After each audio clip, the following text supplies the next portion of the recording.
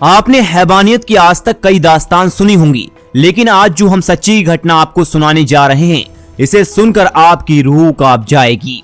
बॉम्बे का एक हॉस्पिटल है जहां लगभग 14 साल की एक लड़की एडमिट थी और उस लड़की के इलाज के लिए लेडी डॉक्टर, पूछताछ के लिए लेडी और पुलिस अधिकारी या साफ सफाई करने भी अगर कोई जाएगा तो वह लेडीज डिपार्टमेंट से ही जाएगा, यानी कि उस कमरे के अंदर कोई भी एंट्री करेगा तो सिर्फ महिला होगी।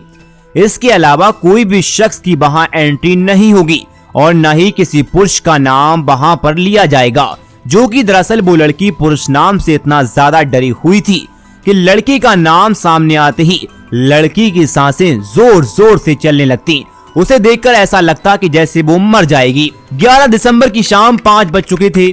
लड़की जिंदगी की जंग लड़ रही थी और सांसें उसकी ऐसी चल रही थी कि उसे सिर्फ दुआओं की जरूरत थी, क्योंकि वह लड़की भी दिल्ली की निर्भया से कम नहीं है। यहाँ उसके साथ भी कुछ ऐसा ही हुआ, बल्कि उससे ज्यादा कहें तो कम नहीं होगा। आज की जो सच्ची घटना आपको सुनाने जा रहे हैं, ये सच्ची घटना महाराष्ट्र के पुणे शहर की है। दरअसल यहाँ एक थाना बनवारी है और इसी थाना क्षेत्र में रहने वाली एक लड़की जिसकी उम्र लगभग 14 साल है। उसकी माँ और उसके पिता किसी नर्सरी में नौकरी करते हैं, पेड़ पौधों की रखवाली करते हैं। यह 31 अगस्त की रात 10 बजे के आसपास की बात है। ये लड़की अपने दोस्त से मिलने के लिए पुणे के रेलवे स्टेशन पर पहुंचती है और वहां जाकर वह उस लड़के का इंतजार कर रही थी। रात के 10 बज चुके थे मगर उसका दोस्त नहीं आया था, जिसे लेकर वह काफी परेशान होने लगी। लेकिन अचानक उस लड़की पर एक ऑटो वाले की नजर हो जाती है और जैसे ही उस ऑटो वाले की नजर पड़ती है तो ऑटो वाला उससे पूछता है, आखिर तुम क्यों परेशान हो और तुम्हारी आंखों में आंसू क्यों? तुम्हारी क्या मैं कोई मदद कर सकता हूँ? अब देखी लड़की को सहारे की जरूरत थी। उसने सोचा कि एक अच्छा इंसान है ये, वरना आज के दौर में कौन किसका हाल पूछता है। यही सोचकर उसने अपनी दास्तान ऑटो वाले को सुना दी और कहा कि वो अपने घर वालों की बिना मर्जी के यहाँ रेलवे स्टेशन पर अपने दोस्त से मिलने के लिए आई, मगर दोस्त नहीं आया, इसलिए मैं बहुत परेशान हूँ।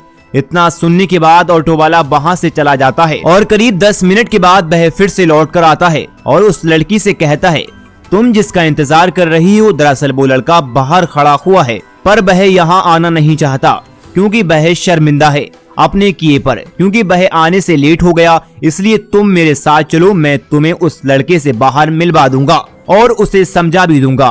अब लड़की रो रही थी, परेशान भी काफी थी।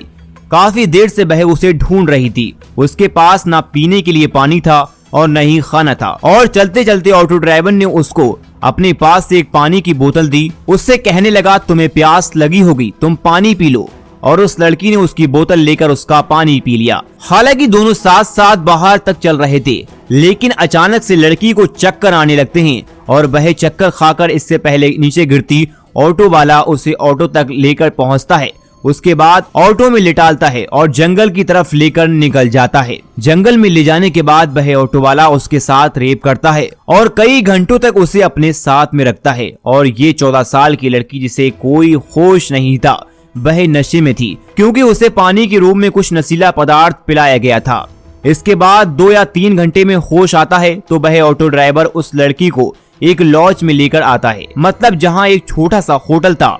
उस होटल में जब लड़की को लेकर पहुंचता है तो वहां पर पहले से ही और लड़के उसका इंतजार कर रहे थे। उस लड़की को एक कमरे में ले जाते हैं। 31 अगस्त रात 10 बजे वारदात शुरू होती है और होटल में जाने के बाद उस लड़की को अंदर कमरे में बंद कर दिया जाता है और उसके पूरे कपड़े उतार दिए जाते हैं, यानी उसके बदन पर एक भी कपड़ा नहीं बचता। वो लड़की शर्मा रही है, परेशान भी थी क्योंकि उसके साथ पहले ही बलात्कार हो चुका था। धीरे धीरे उसे होश आता है, लेकिन उसे पता ही नहीं चलता कि उसके साथ क्या काम हो रहा है। 12 लड़के बारी बारी से रेप कर चुके थे। ऐसे ही एक दिन निकल जाता है और दिन भर यही काम उस लड़की के साथ चलता रहता है। एक के बाद एक लड़का आता है और यही सिलसिला लगातार चलता रहता है। शाम हो जाती है और इसी कमरे के अंदर लड़की लगभग 14 घंटे तक रहती है और वह 12 लड़के 24 घंटे तक उसके साथ लगातार रेप करते रहते हैं। वह बेचारी लड़की भूख प्यास से तड़पती रहती है तो कहती है, मुझे खाने के लिए कुछ दो, पीने के लिए पानी दो, लेकिन आखिर कोई क्यों नहीं सुन पा रहे थे।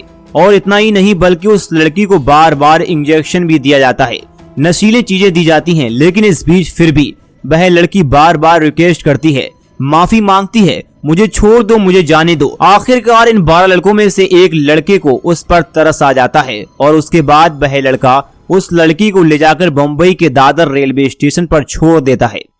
क्योंकि 12 बजे थे और 12 आरोपी वहां से फरार हो गए। उन्होंने सोचा शायद ही अब वह लड़की चली जाएगी और सबको हमारे बारे में जाकर बता देगी। मगर जैसे ही वह दादर रेलवे स्टेशन पर पहुंचती है तो वहां पर उसको 2 सफाई कर्मचारी मिलते हैं और 2 सफाई कर्मचारियों ने भी उसके साथ भी ऐसी हैवानियत की जिसे हम लफ्जों में बयान नहीं कर सकते। इस घटना को अंजाम दिया और इन दोनों ने भी उसके साथ घिनौना काम करने के बाद अपने पास काफी टाइम रखा और एक ऐसी ट्रेन में बैठा दिया जो ट्रेन उत्तर की ओर जा रही थी। इस ट्रेन में बैठकर 100 किलोमीटर का सफर करते करते लड़की चंडीगढ़ पहुंच जाती है। वह एक ऐसे ही कोने में डरी हुई सेमी बैठी थी और इसी बीच न जाने कितने लोग वहां से चले जाते हैं, गुजर जाते हैं, पर किसी भी व्यक्ति की नजर उस लड़की पर नहीं पहुंचती। किसी को दिखाई नहीं देता कि वह लड़की कितनी बड़ी परेशानी से गुजर रही है। किसी ने जानने की कोशिश ही नहीं की आखिर उसके साथ क्या हुआ। 48 घंटे से ज्यादा उसके साथ 12 लोगों और 2 सफाई कर्मियों ने लगातार घिनौना काम किया। उसके साथ इतनी दरिंदगी हुई, न जाने क्यों किसी की उस पर नजर नहीं जा रही थी।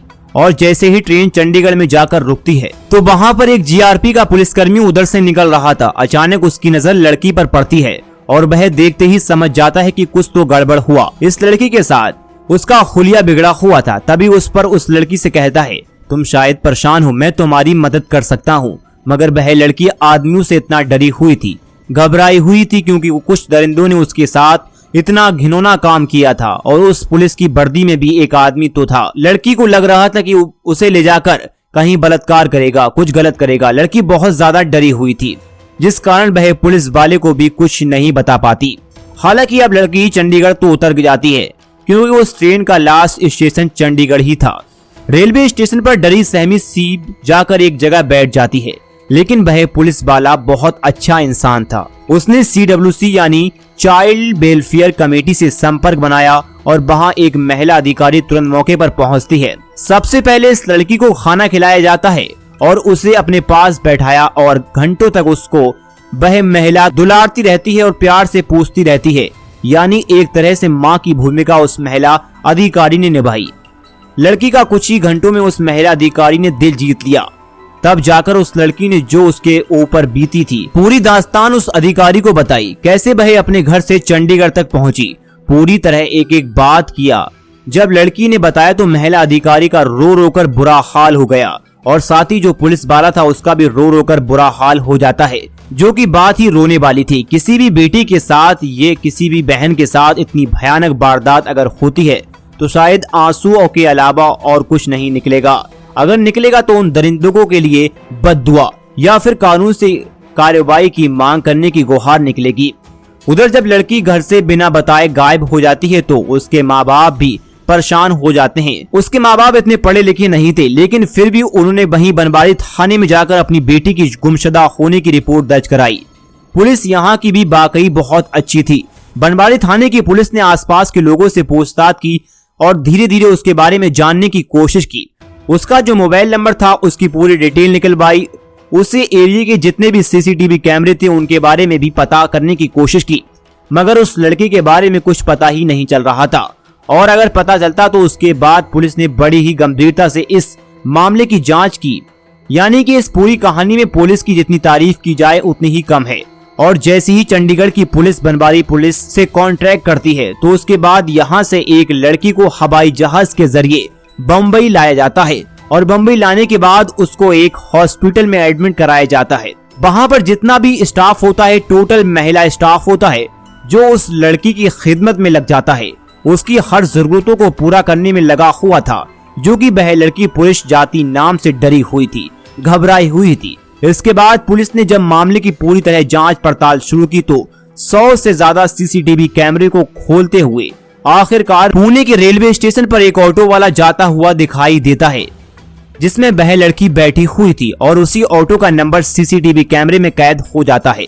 पुलिस ने आरोपियों को, जिसकी उम्र लगभग 30 साल थी, उसको गिरफ्तार किया। इसी तरह एक एक करके जितने भी 12 आरोपी थे इन सब को पकड़ लिया जाता है और इसी लड़की ने जो अपना बयान दिया था दादर रेलवे स्टेशन का, उन दोनों सफाई कर्मचारियों को भी गिरफ्तार कर लिया जाता है। कुल मिलाकर फिलहाल पुलिस ने इस मामले में 14 लोगों को गिरफ्तार किया जो इस केस में सीधे तौर पर जुड़े हुए थे और इन सभी कामों को अंजाम देने में बम्बई पुलिस की ये मांग है कि इस केस को फास्ट ट्रैक कोर्ट में चलाया जाए ताकि अगले 10 या 15 दिन में लगभग 1 महीने में इसका फैसला हो जाए। जितने आरोपी हैं सबको फांसी की सजा कम से कम होनी चाहिए। कुल मिलाकर मैं सैल्यूट करता हूं उस जीआरपी पुलिस के सिपाही को और उस महिला अधिकारी को जिसने इस लड़की का दिल जीता और उसको हॉस्पिटल तक पहुंचाया, उसकी जान बचाई। तो इस दरिंदगी के बारे में आपकी क्या राय हमें कमेंट में जरूर बताएं।